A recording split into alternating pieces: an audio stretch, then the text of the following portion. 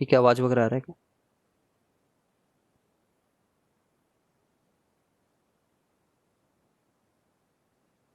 आ रही है आवाज? हाँ ठीक है, चलो। ठीक है, तो मैग्नीट्यूड के हिसाब से हमने देख लिया। सही है वो सब चीज़। अब अब आते हैं इसमें जो जो बातें लिखी हुई है, जल्दी जल्दी पढ़ते हैं। फोटो इलेक्ट्रॉन किनको बोलते हैं? देखो, सबसे पहले यहाँ पे जब सेटअप है तब वहाँ पे रिटार्डिंग पोटेंशियल नहीं लगाया गया है। समझ रहे हो? This is not retarding potential. बहुत ध्यान से सुनना, वरना जेई एडवांस के क्वेश्चन को नहीं क्रैक कर पाओगे। जेई एडवांस में एक बात पे ध्यान देते हैं जो जेई मेंस कभी ध्यान नहीं देता। ठीक है, देखो, सबसे पहले जब तुमने स्लाइड को इसमें डाला है ना, तब सिर्फ गैल्वेनोमीटर लगा रखा है। यहाँ पे कोई पोटेंशियल तो तुमने अप्लाई कर नहीं रखा है। There is no potential from your side. तो अगर गैल्वेनोमीटर में डिफ्लेक्शन आता है तो किस चीज के चलते आ रहा होगा? यहाँ पे इलेक्ट्रॉन्स के रिच हो जाने के चलते, पहुंच जाने के चलते। ठीक है, फिर वो इलेक्ट्रॉन यहाँ से निकल करके यहाँ पहुंचते हैं। ठीक है, यहाँ पहुंचते हैं वो इलेक्ट्रॉन, इसलिए गैल्वेनोमीटर में डिफ्लेक्शन आता है। तो करंट का सोर्स पक्का यही रहा होगा, और कुछ हो ही नहीं सकता करंट का सोर्स। ठीक है, ओके। तो फोटो इलेक्ट्रॉन कौन से हैं? यही वाले electron, the electrons emitted in photo electric effect. ठीक है, फोटो इलेक्ट्रॉन है वो। ठीक है, फोटो इलेक्ट्रिक करंट, जो इन इलेक्ट्रॉन्स के चलते करंट आया, जो इन इलेक्ट्रॉन के चलते करंट आया। Work function, it is the minimum energy required to make an electron free. ठीक है, minimum energy required to make an electron free. ये कुछ वैल्यूज हैं। Come on यार।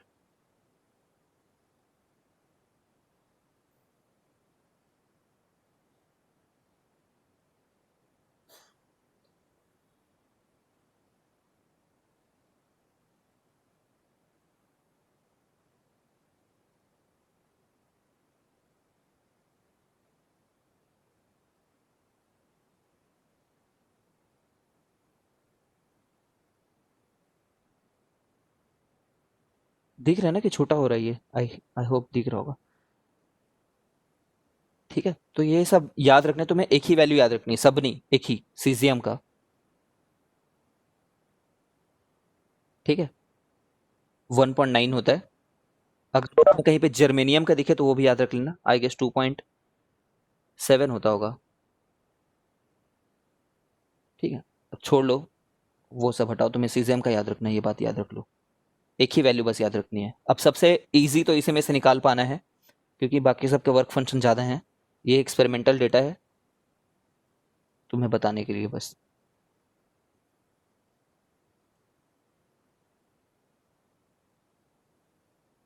ठीक है, अब देखो यहाँ पे इतना बड़ा सर्किट दे रखा है। इतने बड़े सर्किट को एज सच हमें बनाने की कोई जरूरत नहीं है। ठीक है, this is not what we need. ठीक है, हम तो बस इतना समझे, देखो तुम यहाँ पे समझने के लिए।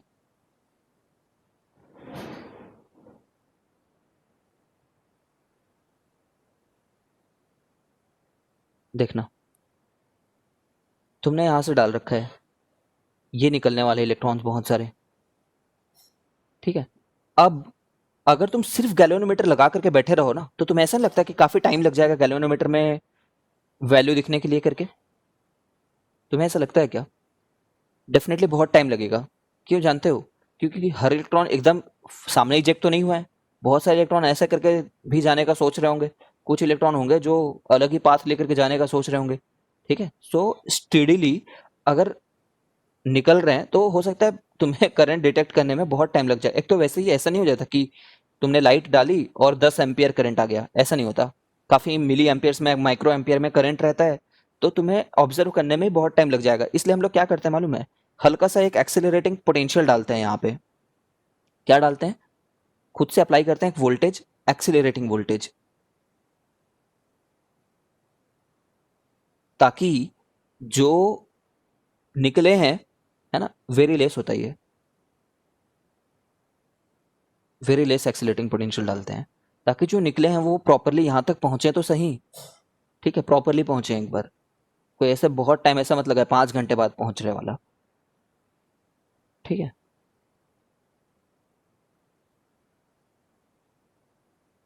तो एक्सपेरिमेंटल सेटअप में प्रैक्टिकली हमेशा एक एक्सीलरेटिंग पोटेंशियल लगाया होता है, वो ये वाला पोटेंशियल है जो दे रखा है यहाँ पे। ठीक है, अब ये कैसा रहेगा यू कैन वेरी वेल से देखना मैं सही बना रहा हूँ कि नहीं बताना। ये एक्सीलरेटिंग पोटेंशियल लगाने वाला हूँ मैं, इज द डायरेक्शन करेक्ट और नॉट। ये यहाँ से आ रहा है, इलेक्ट्रॉन निकले हैं, ठीक है, और मैंने इसको इस डायरेक्शन में लगा रखा है, सही है क्या? हाँ सर। ठीक है, करेक्ट है, क्योंकि तुम कैसे बनाओगे, यहाँ से स्टार्ट करना और ऐसे भेजना। ठीक है, तो वहां पे ऐसा वाला पहुंच रहा होगा, तो पक्का इनको फोर्स जो लग रहा होगा इलेक्ट्रॉन को, वो इधर लग रहा होगा, फोर्स ऑन इलेक्ट्रॉन। ठीक है, इधर फील्ड होगा। और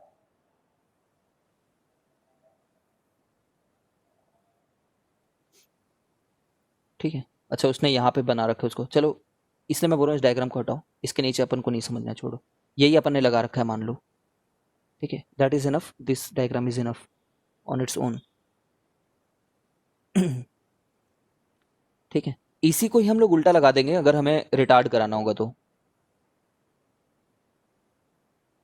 वो रियोस्टेट वगैरह इसलिए लगाया रहता है ताकि वो बार बार उसको कितने भी वैल्यूज की चेंज करें, हमें उस पर ध्यान नहीं देना है। ठीक है, अब ये लो, अब ये रिटार्डिंग पोटेंशियल हो गया, ये रिटार्ड कर रहा होगा।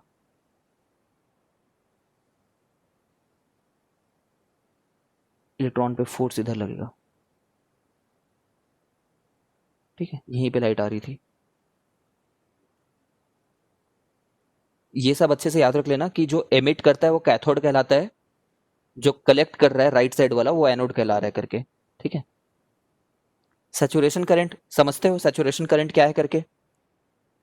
सैचुरेशन करंट क्या है ये देखो, सोचो तुमने यहाँ पे जो लाइट डाल रहे हो, समझते जाना इस कैलकुलेशन को, यही कैलकुलेशन तुम्हारे में काम आएगी। लेटेस्ट से इसमें डाल रहे हैं हम लोग 10⁻30 फोटॉन्स पर सेकेंड। ठीक है, और हमने बोल दिया कि एफिशिएंसी जो है ना वो 0.02% है, लेटेस्ट से ऐसा बोल दिया है। एफिशिएंसी इतनी है, मतलब एफिशिएंसी ऑफ इजेक्शन, इतने में से इतने परसेंट लोग इलेक्ट्रॉन निकाल पा रहे हैं, समझ रहे हो? तो हम बोलेंगे 0.02, तो 2/100 इंटू 1/100% के चलते, है ना? तो इतने लोग आप 10⁻30 ये लोग निकाल पाए, कितना हो रहा है ये 2 इंटू 10⁻26 लोग निकाल पाए, इतने लोग, तो इतने इलेक्ट्रॉन्स निकले हैं। ठीक है, इतने इलेक्ट्रॉन इजेक्ट हुए हैं। अब इतने इलेक्ट्रॉन जो इजेक्ट हुए हैं वो सबके सब तो नहीं पहुंच जाएंगे यहाँ पे जब तक तुम उनको मदद ना करो, अभी हमने वही बात बोली। ठीक है, उनको मदद ना करो तो हो सकता है इसके आधे लोग या फिर इसके 70% लोग पहुंच रहे हो, 50%, 70%। बट जब तुम इनको एक एक्सीलरेटिंग पोटेंशियल लगाते हो ना, एक्सीलरेटिंग पोटेंशियल, तब सबके सब रेगुलरली पहुंचना शुरू होते हैं, मतलब तब पर सेकंड इतने पहुंच रहे होंगे फिर। ठीक है, स्टेडी करंट सेट हो गया होगा, हर सेकंड इतने लोग पहुंच रहे होंगे आफ्टर एक्सीलरेटिंग वोल्टेज। ठीक है, अगर तुमने वो नहीं लगा रखा है तो इससे कम कम लोग पहुंच रहे होंगे, इधर उधर घूम रहे होंगे बाकी लोग। तो when all the photo electrons emitted by cathode reach the anode, ठीक है, then it is called saturation value. तो ये बात पे जेई बहुत पूछता है, याद रखना ना, तुम ये बात समझ पा रहे हो कि नहीं करके। सैचुरेशन करंट बिना एक्सीलरेटिंग पोटेंशियल के नहीं आएंगी। ठीक है, तुम्हें एक्सीलरेट करना ही पड़ेगा वरना कम आ रही होगी उससे करंट थोड़ी सी।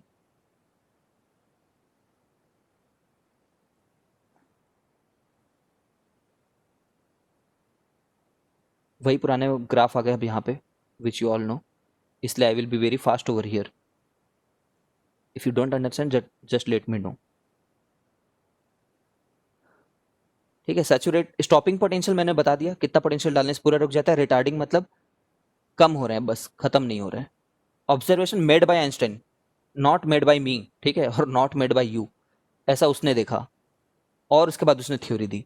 उसने देखा कि जो फोटो करंट रहता है ना, फोटो करंट मतलब जो इजेक्टेड हो गए हैं उनका करंट, और इंटेंसिटी ऑफ लाइट मतलब इंसिडेंट वाली, जब इंटेंसिटी को बढ़ाते जाते हो तो फोटो करंट बढ़ता है ना। इंटेंसिटी को इस चैप्टर में कैसे लेना हम लोग को, इंटेंसिटी के दो डेफिनेशन है यार, याद रखना। दो तरीके, दो डेफिनेशन है नहीं, मतलब दो तरीके से उसको परसीव कर सकते हैं हम लोग। वैसे तो बेसिक डेफिनेशन यही है, energy received per unit area per unit time, ठीक है, अब यहाँ पे क्या लेंगे हम लोग, number of photons received per unit area per unit time, है ना, into energy of each photon. समझ गए हो क्या, दोनों डेफिनेशन अब सेम हो गए।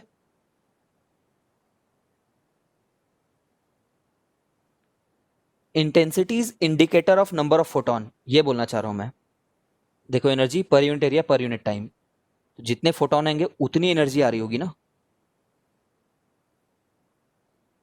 आई थिंक समझ रहे हो। इंटेंसिटी इस चैप्टर में सीधे सीधे मैं बोल रहा हूँ, intensity is proportional to number of photons.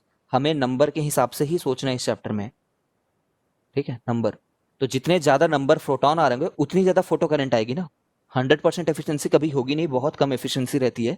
Not all the photons are able to eject out, क्योंकि ढंग से स्ट्राइक नहीं कर पाते वो लोग, ठीक है, बट वो सब तुम्हें ध्यान नहीं देना है। ढंग से नहीं स्ट्राइक कर पाते, बिना स्ट्राइक करे ही आगे भाग जाते हैं, ठीक है। अब ये कैसा ग्राफ है, ध्यान से सुनते जाना। ये तब का ग्राफ है जब फ्रीक्वेंसी ऑफ इंसिडेंट जो है वो ग्रेटर देन है फ्रीक्वेंसी ऑफ थ्रेशोल्ड से, है ना, थ्रेशोल्ड फ्रीक्वेंसी से। अगर मैं intensity of incident light versus photo current मैं मार्क करूं when mu is less than mu naught, तो ऐसा रहेगा ग्राफ। अग्री, अग्री करते हो क्या, यहाँ पे रहेगा क्योंकि कुछ इजेक्ट ही नहीं हुआ होगा, ठीक है। It is very common sense. याद रखना, मैं यहाँ पे दोनों ग्राफ में इंटेंसिटी है बोल सकता था, इंटेंसिटी ऑफ इंसिडेंट लाइट, है ना, इंटेंसिटी ऑफ इंसिडेंट लाइट, और यहाँ पे इंटेंसिटी ऑफ इलेक्ट्रॉन्स बोल सकता था, क्योंकि इंटेंसिटी का क्या मतलब होता है, नंबर होता है, जितने ज़्यादा लोग उतनी ज़्यादा एनर्जी आने वाली है। इंटेंसिटी ऑफ करंट, ठीक है, तो दोनों जगह इंटेंसिटी मार्क कर सकता था, बट अलग अलग इंटेंसिटी, ठीक है। अब यहाँ पे आते हैं,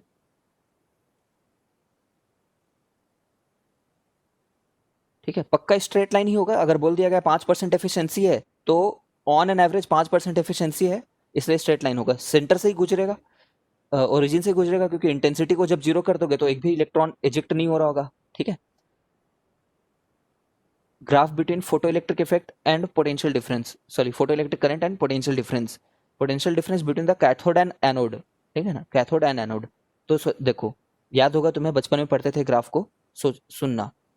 ये जब तक मैं इसको इधर ना एक्सीलरेटिंग पोटेंशियल मैं नाम दूंगा, इधर का एक्सीलरेटिंग पोटेंशियल, और जो नेगेटिव एक्सिस है उसका क्या नाम दूंगा, रिटार्डिंग पोटेंशियल, ठीक है, रिटार्डिंग पोटेंशियल, क्योंकि नेगेटिव वोल्टेज लगा रहा हूं मैं, यहाँ पे पॉजिटिव वोल्टेज लगा रहा हूँ। तो सोचो, जब हमने एक्सीलरेटिंग पोटेंशियल को जीरो लगा रखा है, जीरो, तो सारे इलेक्ट्रॉन पहुंच जा रहे होंगे क्या, तब जितने भी इलेक्ट्रॉन इजेक्ट हुए तब पहुंच जा रहे होंगे क्या, नहीं पहुंच रहे होंगे, तब कुछ वैल्यू ऑफ करंट रहेगी, ठीक है, ये करंट है ना। इंटेंसिटी मतलब करंट, और क्या, इंटेंसिटी मतलब नंबर, नंबर मतलब करंट। तो तब नहीं पहुंच रहे होंगे सब लोग। फिर जैसे ही मैं ना एक्सीलरेटिंग पोटेंशियल को बढ़ाने लगा जीरो से, तब करंट भी बढ़ने लगा, ठीक है। तुमने इतना बढ़ा दिया कि सारे के सारे आप पहुंच जा रहे हैं, उसके बाद भी इसको बढ़ाओगे, ठीक है, तो ज्यादा करंट थोड़ी आ जाएगी भाई। अगर 10⁻26 लोग निकल रहे हैं, तो एक सर्टेन टाइम के बाद अगर इसमें पर सेकंड 10⁻26 लोग पहुंच रहे हैं, तो उसके बाद नहीं पहुंचेंगे ना और ज्यादा, तो इसलिए सैचुरेट हो जाता नंबर है ये सेम ग्राफ। रहेगा, काइनेटिक एनर्जी बढ़ेगा। हाँ, एग्जैक्टली, ठीक है। अगर 10⁻26 प्रोड्यूस हो रहे हैं तो उतने ही मैक्सिमम जा सकते हैं। अब रिटार्डिंग पोटेंशियल मतलब अगर तुम उल्टे डायरेक्शन में लगाना शुरू किए तो सब जो पहुंच रहे थे जीरो एक्सेलरेशन पोटेंशियल पे, उससे भी कम लोग पहुंचने लगेंगे, कम लोग पहुंचने लगेंगे, कम लोग पहुंचने लगेंगे। एक ऐसा दौर आएगा जब कोई नहीं पहुंच रहा होगा, ठीक है, वी नॉट स्टॉपिंग पोटेंशियल पे। समझ रहे होगे इस ग्राफ को, ठीक है। ये तो 10⁻26 जब निकल रहे थे तब की बात है, समझ रहे हो। मैं एक और तब की बात बताता हूँ जब 10⁻28 लोग निकल रहे थे हर सेकंड, ठीक है। हर सेकंड कितने लोग निकल रहे हैं, अब 10⁻28। ये कैसे हो गया होगा, पहले एक बल्ब लगा करके रखा हुआ था, मान लो तुमने, एक बल्ब में 10⁻26 लोग निकल रहे थे मान लो, ठीक है।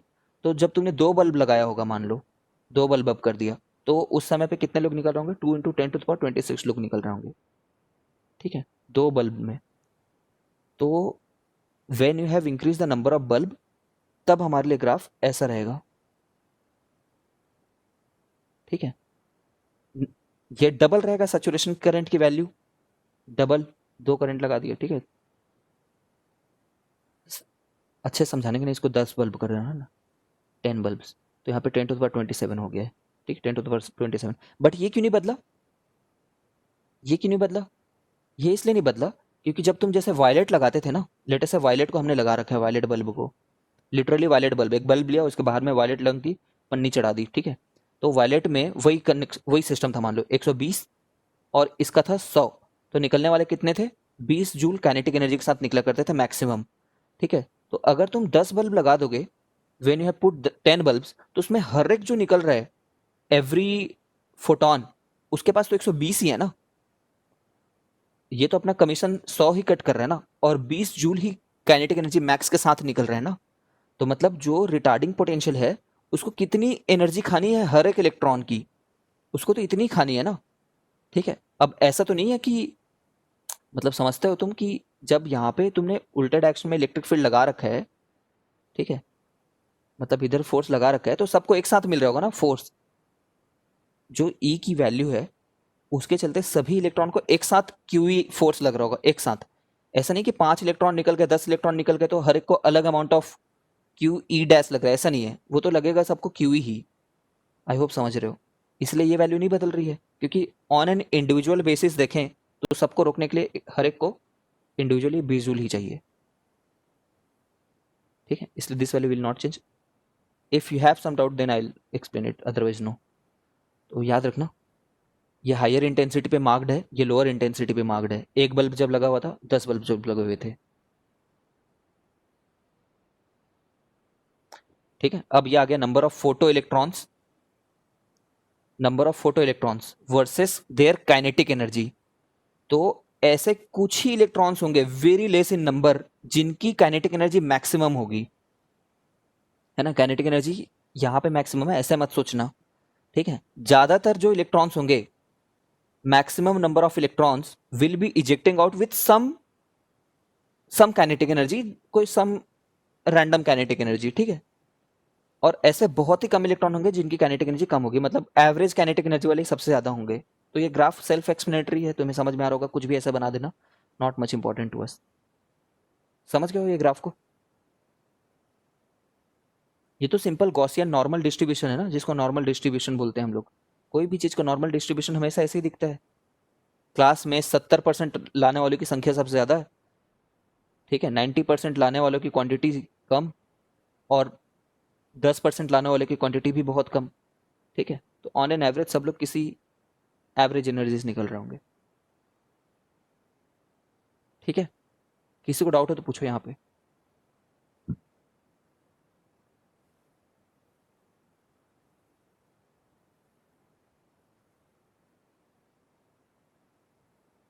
लगभग जीरो है, जीरो नहीं, लगभग जीरो। परफेक्टली टच नहीं करा देना हम लोग को एग्जाम में।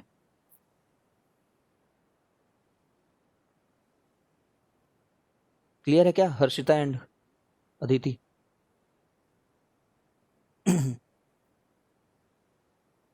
वायलेट बल्ब देखो, मैं अपने एग्जांपल में ना वायलेट बल्ब को बोला करूंगा और रेड बल्ब को बोला करूंगा। जब जब मैं रेड बोलूंगा तब मेरा मतलब ये रहेगा कि ये तो कम वेवलेंथ वाला है ना, सॉरी ज्यादा वेवलेंथ वाला है ना, मतलब कम एनर्जी वाला है, तो इजेक्ट आउट नहीं करा पा रहा होगा, मैं ऐसे बोल दिया करूंगा। ये तो डिपेंड करता है उस मेटल पे कि रेड वाला इजेक्ट करा पाएगा कि नहीं करा पाएगा। वायलेट मेरे हिसाब से ज्यादा एनर्जेटिक है, इसलिए करा देगा, ऐसा मैं बोलता हूँ बार बार। ठीक है, फिर इस पे आते हैं।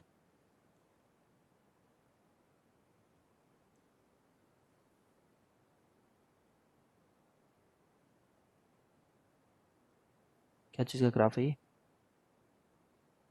Light of different frequencies is used, ठीक है ना। तो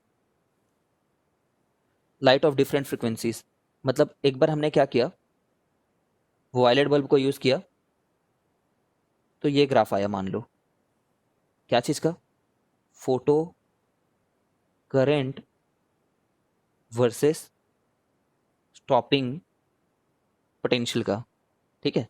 यहां तो एक्सिलरेटिंग रहेगा, एक्सिलरेटिंग पोटेंशियल, और इधर क्या रहेगा, स्टॉपिंग पोटेंशियल।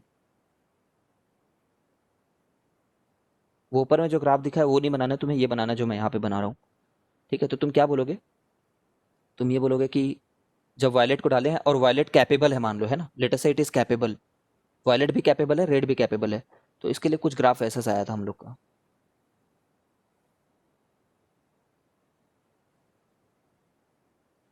ठीक है, अब उस मेटल में इसको ना डाल करके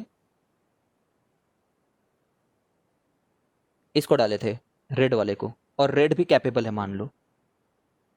ठीक है, अब बल्ब की ना इंटेंसिटी सेम रखनी है, मतलब ये जो था ये भी 10 to the 26 इंटेंसिटी सेम रखनी है, मतलब ये भी 10 to the 31 भेजता था और निकलता कितना था, 10 to the 26। ये भी 10 to the 31 भेजता था और निकलता कितना था, 10 to the 26। इतने लोग निकलते थे, तो दोनों में इंटेंसिटी सेम है, दोनों कैपेबल भी हैं। बट इसमें इक्वेशन क्या थी, 120 एनर्जी वाला भेजता था, 100 जूल ये रख लेता था और 20 वाला इजेक्ट आउट होता था। इसमें क्या इक्वेशन है, 110 जूल वाला भेजता था, 100 जूल ये रख लेता था और 10 जूल वाला इजेक्ट आउट होता था। ठीक है, तो यहाँ पे अगर मान लो, ठीक है ना, समझ रहे हो गया कि इसका ग्राफ ऐसा बनेगा।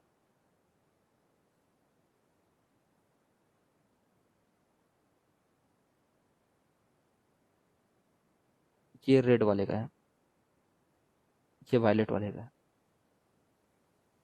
समझ गए हो, नहीं समझे हो तो बताओ। समझ गया सर। ठीक है, बस वही बात बोल रहे हैं भाई। ग्राफ में तीनों वेरिएबल को तो वेरिएबल नहीं रख सकते हो तुमने, अगर फोटो करंट और पोटेंशियल को अगर मैप करना है तो कम से कम भाई इंटेंसिटी को तो कांस्टेंट रखो। ठीक है, इंटेंसिटी कांस्टेंट है तभी ये ग्राफ है जिसमें frequency of violet is more than frequency of red. जो इंसिडेंट वाले हैं उनके बारे में बात कर रहे हैं। ठीक है, तो यही ग्राफ वहां पे दे रखा है, ये बनाना है जो मैंने बनाया यहाँ पे। और उसके बाद में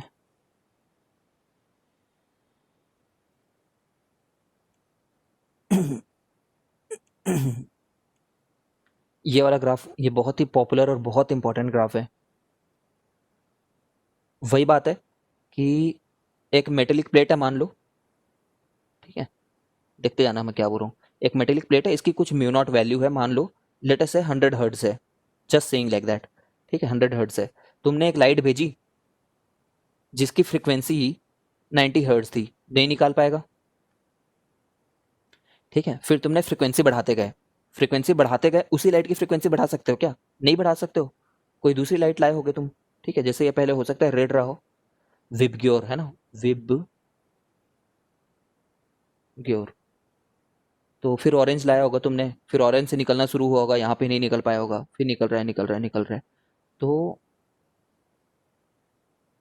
जब फ्रीक्वेंसी हम बढ़ाते रहते हैं तो कुछ समय तक तो कोई इजेक्शन नहीं होगा,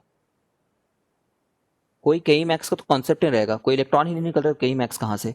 फिर सडनली अगर तुम्हारी वी नॉट जितनी तुमने डालने लग गए, तुम मतलब ये डाला तुमने जब पहली बार ऑरेंज वाले को, तब भी कई मैक्स नहीं रहेगा, क्योंकि जितनी इसकी रिक्वायरमेंट है उतनी ही ये प्रोवाइड कर रहा है, जस्ट बाइंड को खत्म करने के लिए, है ना। अब उसके बाद जब तुमने येलो वाला डाला, तब उसके बाद में फ्रीक्वेंसी को बढ़ाया, मतलब तब उसके बाद में काइनेटिक एनर्जी आने लगे, और लीनियरली आ रहे हैं। लीनियरली क्यों आ रहे हैं, h nu in equal to h nu naught, ठीक है, प्लस के ई मैक्स। समझ रहे हो तुम। ठीक है, लीनियर ग्राफ है। अगर मैं बोलूं कि इस ग्राफ का जो मैंने यहाँ पे बना रखा है, इसका स्लोप क्या है करके, यही पूछता है वो जेई में, मतलब सीबीएसई में भी इनफैक्ट। तो क्या बोलोगे, what is the slope of this graph.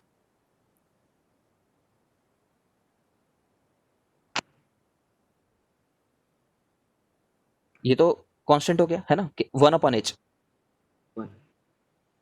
ठीक है, इसका 1/h है। अगर मैं यहाँ पे म्यू को c बाय लैम्डा लिख देता और 1/λ को प्लॉट करता, तब भी तुम बता देते। ठीक है, you know y equal to m x plus c, right, y equal to c plus m x लिखा हुआ है यहाँ पे, तो ये वाला y एक्सिस है इनफैक्ट हमारे लिए। ठीक है, ढंग से देखते हैं, मैंने थोड़ा सा गलत बोल दिया। y इस वाले ग्राफ के लिए अगर हम ऐसा लिखें तो के मैक्स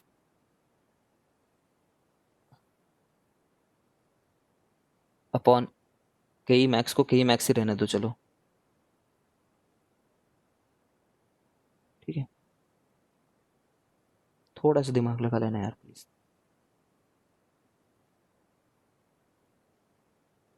ठीक है, अभी ये वाई एक्सिस है ना हमारा, तो y plus c equal to m x लिखा होगा पक्का। अब ये तो वाई का वाई पूरा का पूरा सेम दिख रहा है। ठीक है, तो ये जो ये जो है, ठीक है, इसको मैं इधर भेज देता हूँ, देखना, एम एक्स माइनस सी, ऐसा कर दिया। तो ये डिस्टेंस कितनी हुई फिर, ये लेंथ एच म्यू। है ना, माइनस एच न्यू नॉट बोल देंगे। ठीक है, मैग्नीट्यूड उसका एच न्यू नॉट है। इंटरसेप्ट होता है ना, इंटरसेप्ट को ही सी बोलते हैं। वाई वाई में दिखता है वो इंटरसेप्ट का लेंथ जो होता है। और ठीक है, अगर किसी को पता ना हो ये सब चीज़ें तो पूछना मेरे से यार, नीट वाले। एम एक्स लिख रहे हैं, मतलब इसका जो स्लोप है tan थीटा, स्लोप मतलब थीटा नहीं, tan theta equal to h होगा यहाँ पे। ठीक है, समझ गए होगे। इसी ग्राफ को इस फॉर्म में भी दिया जाता है, E V naught plus h nu naught equal to h nu in. तो जब ये ग्राफ दे दिया जाएगा वी नॉट वाला, तो एच बाई ई जो रहेगा ना वो स्लोप हो जाएगा। समझ रहे हो? Then the slope would be for this graph, अगर मैं यहाँ पे वी नॉट मार्क किया होता, stopping potential versus V in, दिखेगा तो वो भी ऐसा ही ना दिखने में, बस कुछ गुना कम मल्टीप्लाइड है ये। तो यहाँ पे जो tan थीटा रहेगा वो h बाई ई रहेगा। नहीं समझ रहे हो तो पूछो। यहाँ पे जो इंटरसेप्ट है वो minus h nu naught by e है इंटरसेप्ट। अरिंदम ये पता है ना कैसे होता है करके? अच्छा, ये न्यू नॉट कैसे इंटरसेप्ट आया ये समझ में नहीं आया तेरे को, कोई बात नहीं, देख ये बनाते कैसे हैं, ये देख यार। ये जो है ना इसका कोऑर्डिनेट लिखने की कोशिश कर। इसके कोऑर्डिनेट में x इक्वल टू 0 है और y जो है वो कुछ है। समझ रहे क्या? y पता नहीं हम लोग को लेटेस्ट से। तो इस इक्वेशन में अगर मैं x को 0 रखूंगा, इसमें इस इक्वेशन को प्लॉट कर रहे हैं ना हम लोग, तो x को 0 रखा तो y कितना आ जाएगा वैल्यू? ठीक है, माइनस सी आ जाएगा। समझ गया क्या? Yes sir. और माइनस सी हमारे लिए क्या है यहाँ पे, मैग्नीट्यूड वाइज देखें तो एच न्यू नॉट है। ठीक है, मैग्नीट्यूड देख लेना यार, मैग्नीट्यूड से देखा करो। ठीक है, ये सब तुम खुद कर सकते हो, इतना ये पढ़ाने की बात नहीं है। देखो, 3 major features of the photo electric effect that can not be explained in terms of classical wave theory. कौन दिया था वेव थ्योरी, नाम बताओ मेरे को। Who gave the wave theory of light? रफली किसका नाम है? रफली मानेंगे वेव थ्योरी हम लोग यहाँ पे पढ़ रहे हैं एक हिसाब से, थोड़ा सा हाइजीन मान लेंगे, है ना, हाइजीन्स वेव थ्योरी। ठीक है, बाकी लोगों ने भी दिया है बट यहाँ पे जैसे अपन को देख, किसी की भी मान लो कोई फर्क नहीं है। बट वो लोगों ने क्या किया था ना, वो लोगों ने बोला था कि वेव है लाइट करके। ठीक है, अब ये कैसे प्रूव करते हैं देखना, वेव थ्योरी कैसे प्रूव नहीं कर पाता ये देखना। वेव में क्या मानते हैं बताऊं? जैसे वेव में हम मानते हैं कि जैसे कहीं पे एक इलेक्ट्रॉन रखा हुआ है, तो वेव थ्योरी के हिसाब से लगातार वो एनर्जी को एब्जॉर्ब कर रहा होगा। ठीक है, कैसे एब्जॉर्ब कर रहा होगा, कैसे बोल दिया ये? Because energy received per unit area per unit time क्या होता है, इंटेंसिटी होती है। समझ रहे हो ना? तो मान लो कुछ इंटेंसिटी ऑफ लाइट आ रही है, लेटेस्ट से कुछ इंटेंसिटी ऑफ लाइट आ रही है, तो अगर उसको प्रॉपर टाइम तक आने दें, अगर इनफ टाइम तक, intensity into area into time. ठीक है, समझ रहे हो ना? तो अगर सोचो एक पर्टिकुलर इंटेंसिटी को आने दिया, मतलब इसको कांस्टेंट रख लो, तो उसी इंटेंसिटी को अगर ज्यादा समय तक आने दोगे तो उतनी एनर्जी आ जाएगी ना कि वो निकल जाए करके। भाई इसको तो कुछ एनर्जी चाहिए ना, इसको चाहिए 100 जूल, 100 जूल पे निकल जाता है बाहर। तो सेम इंटेंसिटी को फिक्स रखो, मतलब 10 बल्ब जला करके रखो ज्यादा समय तक, तो निकल जाएगा। बट ऐसा हुआ नहीं। ठीक है, एक तो ये बात हुई, टाइम वाला कंसेप्ट समझ गए तुम, यहाँ से हमने टाइम को एक्सप्लेन किया। एक और बार देखो, energy equal to intensity into area into time है, ठीक है।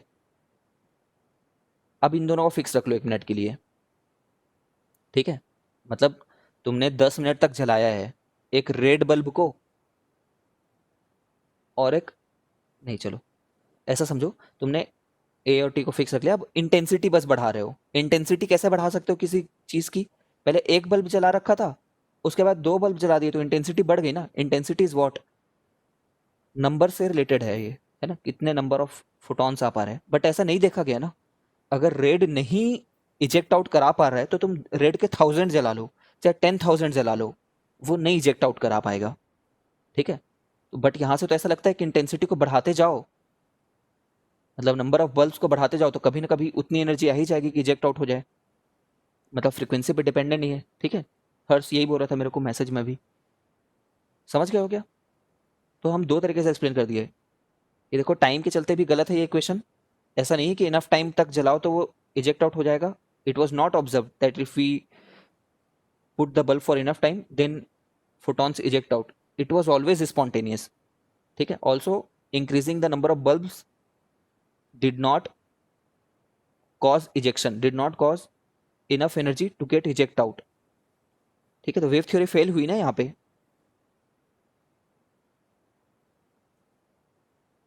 चलो पूछो किसी को डाउट है तो यहाँ पे। ये वेव थ्योरी का इक्वेशन है। It says the energy it is supplying, ठीक है।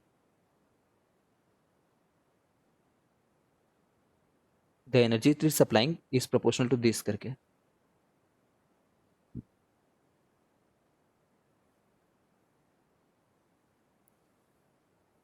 ये डेरिवेशन हम पहले कर चुके हैं एक बार,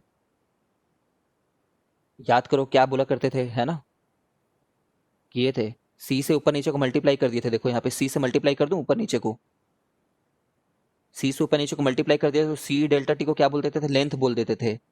ए इंटू लेंथ को क्या बोल देते थे? वॉल्यूम बोल देते थे। तो यू अपॉन वॉल्यूम को क्या बोल देते थे? एनर्जी डेंसिटी बोल देते थे। याद है? ठीक है। तीसरा रीजन एरिया हाँ वाला सर। देख सकते हैं, ठीक है। तीसरा रीजन एरिया वाला भी तुम बोल सकते हो कि भाई इंटेंसिटी और टाइम को फिक्स रखा है, मतलब 10 बल्ब ही जला रखा है 10 मिनट के लिए ही, ठीक है। चलो छोड़ो, तुम देख लेना यार ये। मतलब अगर एरिया ऑफ ऑब्जर्व, अगर एरिया अगर तुम बढ़ा रहे हो प्लेट का, ठीक है, लेटेस्ट से तुमने ये बोल दिया कि तुम इतने बड़े एरिया में ले रहे हो लाइट को, तो इतनी एनर्जी हो जाएगी कि इजेक्ट आउट हो जाएगा। ऐसा कुछ नहीं ऑब्जर्व था। स्ट्रिक्टली स्पीकिंग इस फॉर्मूले से हम लोग इस चैप्टर में बस 2 ही बातों को एक्सप्लेन करेंगे हमारे सिलेबस में, इंटेंसिटी और टाइम को, कि ठीक है, एरिया कंसेप्ट उतना समझाते नहीं है। एरिया कंसेप्ट जो है ना वो mainly scattering cross section area, एक बीएससी का कंसेप्ट है वो, ठीक है, थोड़ा सा डीप पड़ता है वो, उसमें इतना ज़्यादा देखते नहीं है। यू कैन स्टडी यहाँ पे जो भी लिख रखा है। रुको अभी 2 मिनट और वेट करो। ये सारे क्वेश्चन तुम्हें करने हैं और करके भेजने हैं। मैं सीरियसली कल नहीं एंटर करने दूंगा क्लास, बिकॉज तुम बहुत नेग्लिजेंट हो रहे हो अपने काम को लेकर के। नहीं मज़ा आ रहा है यार पढ़ाने में। आराम से इन क्वेश्चंस को बनाना, पहले बहुत अजीब लगेंगे बिकॉज यूनिटरी मेथड काफ़ी स्ट्रांग होना चाहिए तुम्हें इसका बनाने के लिए, ठीक है। कंप्लीट यूनिटरी मेथड के क्वेश्चंस हैं, ठीक है। तो पहले अजीब लगे ना तो लगने दो, और कैलकुलेशन पूरे हाथ से करना। कैलकुलेटिव है ये चैप्टर, ठीक है, इसको छोड़ देना, ये वाला नहीं पढ़ाया मैंने अभी, ठीक है। तुम्हारे टेस्ट का वो भेजना मेरे को।